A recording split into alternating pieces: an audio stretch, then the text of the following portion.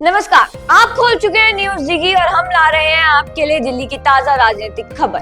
दिल्ली में हाल ही में हुए विधानसभा चुनावों के दौरान अरविंद केजरीवाल का सरकारी आवास एक बड़ा मुद्दा बना था। बीजेपी ने उसके 6 फ्लैगस्टॉप रोड स्थित बंगले को शीश महल का नाम देकर जमकर निशाना साधा। विपक्ष का दावा था कि इस बंगले पर करीब 45 करोड़ रुपए खर्च किए गए और इसे भ्रष्टाचार का प्रतीक बताया गया। लेकिन अब सत्ता में आने के बाद दिल्ली की नई मुख्यमंत्री रेखा गुप्ता के एक फैसले ने इस मुद्दे को फिर से सुर्खियों में ला दिया है। आइए जानते हैं इस खबर को विस्तार से। दिल्ली की नई मुख्यमंत्री रेखा गुप्ता ने पदभार संभालते ही एक बड़ा फैसला लिया। उन्होंने अरविंद केजरीवाल के उस चर्चित 6 फ्लैगस्टॉप रोड वाले बंगले को छोड़ने का निर्णय लिया था। इसके बजाय उन्होंने राज निवास मार्ग पर 2 नए बंगलों को चुना है, जो कि उन्हें अलॉट किए गए। एक उनके निजी आवास के लिए और दूसरा कैंप कार्यालय के लिए। लेकिन इस फैसले ने एक नया विवाद खड़ा कर दिया है। हाल ही में दिल्ली पीडब्ल्यूडी ने इन दोनों बंगलों की मरम्मत और आधुनिक साज सज्जा के लिए लगभग 60 करोड़ रुपए का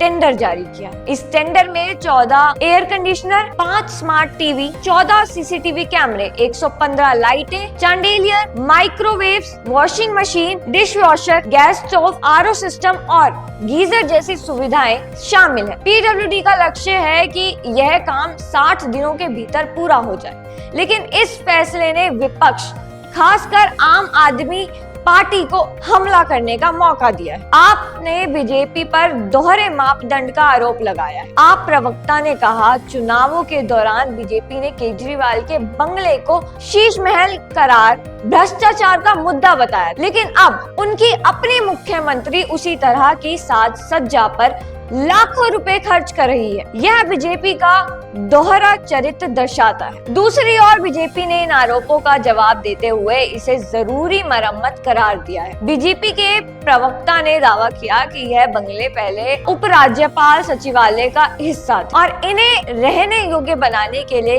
यह बदलाव आवश्यक है। उन्होंने कहा, यह कोई विलासिता नहीं बल्कि बुनियादी सुविधाओं का प्रबंधन है, जो एक मुख्यमंत्री के आवास और कार्यालय के लिए जरूरी है। इस मुद्दे ने दिल्ली की सियासत में एक नया तूफान खड़ा कर दिया है। जहां एक तरफ आप इसे बीजेपी की कथित और करनी में अंतर के रूप में पेश कर रहा है, वहीं बीजेपी इसे सामान्य प्रशासनिक प्रक्रिया बता रही है। सवाल यह है कि क्या यह विवाद दिल्ली की जनता के बीच भी चर्चा का विषय बनेगा या फिर यह सिर्फ एक राजनीतिक बयानबाजी तक सीमित रहेगा? यह तो आने वाले वक्त ही बताएगा। लेकिन इतना तय है कि दिल्ली की सियासत में अभी और भी रंग देखने को मिल सकते हैं। हम इस खबर पर नजर रखेंगे और आपको हर अपडेट देते रहेंगे। ऐसी ही खबरों के लिए बने रहिए न्यूज डिगी के साथ।